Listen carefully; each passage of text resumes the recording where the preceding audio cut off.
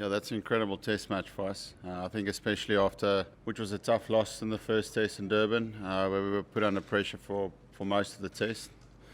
To turn it around like we did, especially losing toss 94-1 or whatever in the first session. This test for me was just a great test match of huge pride and character that's in our team. And we changed it around from the first test. As I said, they were on top for us for most of the time. Whereas this test match, it was the other way around. I think it's really important. I think it happened in the second innings in Durban, which was a little bit of a peg in the ground for us as a batting unit, where two young guys put up the hand and with Quinny put some nice batting and a little bit of showed a bit of character to get some runs on the board. And as you saw in the first innings, it was important for us to absorb a little bit. Australia is going to have times in the test when they put you under pressure, and we absorbed brilliantly with Dean and Hashim, just making sure that the bowlers stay out there and bowl their third and fourth spells. And then it set it up for a AB masterclass, which is the perfect situation for him to come in when you've absorbed for a while. You can just come in and transfer that pressure. So all in all, bowling, batting, fielding, a very good test match for us. Yeah, Quinny would say those were regular catches. So I think you can single out the man to my left. A lot has been said about how amazing KG has rise. Best strike rate, I think, in the world at the moment, or ever. So I don't think you have to say too much more. But to have him on your side as a captain is a huge pleasure. The skill in which he does make the ball talk in both directions. We've got both teams are very, very high class reverse swing. They've got high class reverse swing bowlers. But what makes KG for me so special is he does it both ways at pace. And he doesn't give a lot of bad balls away. And I honestly still think that KG will get better. So I'm really excited to see what's going to happen in his future. No, as I mentioned to you guys before the series, I could see in his eyes that he had a huge hunger, and the stuff that we spoke about before the series as a team, I could see really at home with him and extremely hungry to make a play. And I said to him last night, I'm just really pleased to see that he's walking the talk. All the stuff that he spoke about, he's coming through with it. So really looking forward to see what he's going to do for the rest of the series when he's in that sort of form. Very, very happy to have him in my side. No decision been made. We obviously spoke to them last night, and they said they're going to take 24 hours to decide. I just said in the post-match that conversation we had with the match referees after the Durban test, he was telling us that it's important for the rest of the series that you don't just get players out of matches and you don't ban them. Obviously talking about Davey Warner's issue, that he still wanted to keep him in the series, and he didn't want to make a level 3 would have been suspension straight away. So I just said I would hope that the same would apply to KG. No, not at all. I mean, as I said, our style of play is never one to swear at players and to chirp them all the time. For me, if you look at the way KG plays the game, he's a competitive fast bowler and he works bloody hard. He runs in and he bowls quick for long periods of time. And when he gets big wickets, that's celebration. That's energy, that's passion. For me, it's pure passion that he shows when he gets a wicket. Obviously, these days the attention have changed so much to what is allowed and what is not allowed and what is within the spirit of the game and what isn't. I just think that has changed so much over the last year or two that you're getting a lot more incidents happening now than before. 2-3 years ago, that was the norm. And then KG would have, there would have been nothing from him. So for me, it's pure passion. When you know KG's character and when KG plays with all these guys in the IPL, you would know that he's not a guy that is like that.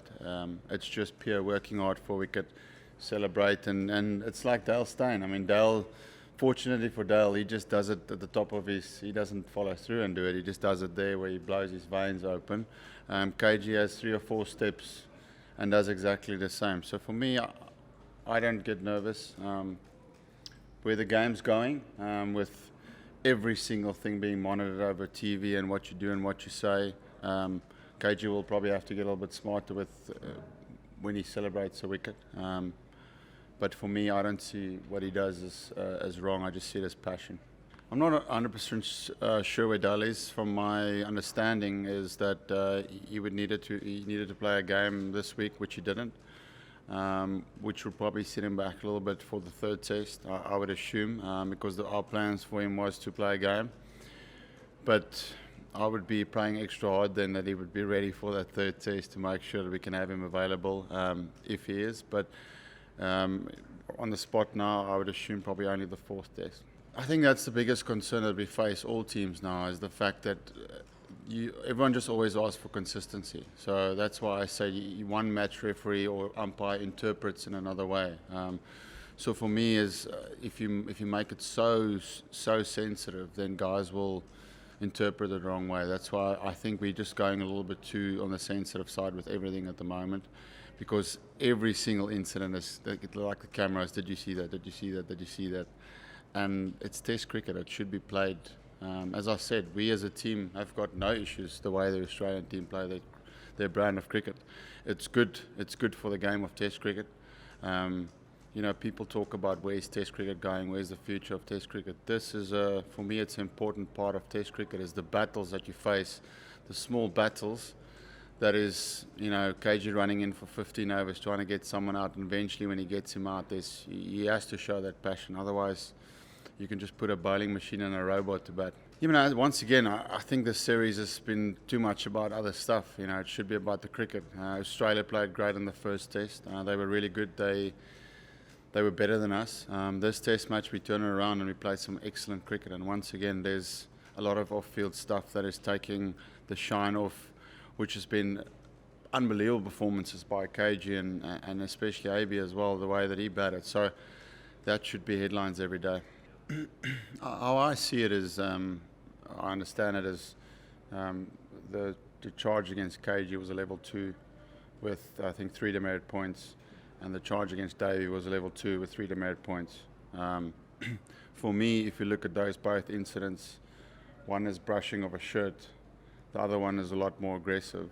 So that was my question, is why is both of these incidents labelled as exactly the same? Because for me, they're not. So, yeah, I would assume that if it was a normal situation, you could say that the contact was very, very minimal. It was a shirt flick of two players, and that you would probably get 1 or 2 demerit points as a slap on the wrist because it wasn't full body contact. But that's where I'm sitting as a player, not as an official. Honestly, I don't know enough about the demerit system to comment on it. But as I said, I think there needs to be different categories, not just a law that says if there was contact and contact was that it was a level 3 offence. There would be different stages of body contact. So it's just, as I said, you go look at the situation in context, and then you make your decision on what you see, not on what the rule book says. Yeah, our strike rate is 0% at the moment, with trying to challenge these cases. So, I mean, it'll probably stay at 0%. I don't think there's a big turnover, if you can call it that, when it comes to these things. But yeah, as I said before, for me, it's just about you look at the context of this series. It is crucial that you have your best players playing. So for us, it's about proving that, what KG did was, whether they call it as body contact, we would say that it was a shirt being brushed or it was not deliberate or whatever.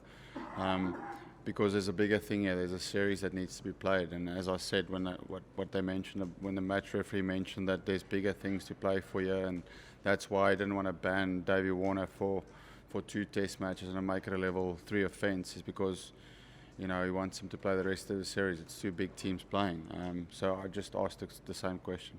Well, that's where the balance of consistency comes in. It's so difficult to be consistent because what is, I don't even know what those 2 words you were said, when you entice someone or whatever you called it. But it's so difficult to always be consistent because there will always be different interpretation. A umpire sees sees Test cricket as a game of playing hard and playing it not old school, but definitely playing a little bit more harder. And he lets the few things goes, and then you get umpires which are much more by the book, and they look at every single incident. So that's why I said earlier. For me, it's just about trying to let the game go a little bit, let it play on, let the cricket be the main focus. We understand where there's boundaries, and we don't try and push them. But for me, if you take an incident like that, you would see that he wasn't trying to overrun Stephen Smith. He was just very, very passionate when he got him out. No, I think it's important that you switch off. It's been two back-to-back highly contested two test matches. You know, there's been a lot of tough days of test cricket mentally and physically. So it's important that the guys do get away a little bit, freshen up, get their minds ready, get their bodies ready, and then come back and practice really hard and get ourselves ready for Cape Town to hit the ground running. Well, we men and we play the game, so that's... no, it's just the Test cricket that I assume that I speak of that I grew up playing. It's probably different for younger guys, but when I started, and I don't say that I sound old. I think I'm still there and thereabouts. But when I started playing cricket, Test cricket, my first series was against Australia, and that was a real eye opener for me to hear all the things that I was called that series. You know, and I think it's good for. It's good for the game, you know. That's what makes Test cricket so exciting, you know. They've got 3, 4 fast bowlers running in and trying to be aggressive against you, and it's about how much you can stand back and fight against that. So, what I mean about that is not to be so oversensitive about every single thing, but to let a few things go. And obviously, as I said, for us, it's really important how that happens. There is still a line for me when it comes to swearing. I don't see swearing as a you know, for me, in my personal opinion, swearing and send-offs and stuff like that is unnecessarily. It's about playing the game, as I said, playing the game hard and fair. That means great body language, intensity, all the stuff that I've mentioned before, and passion. Passion is one of those things.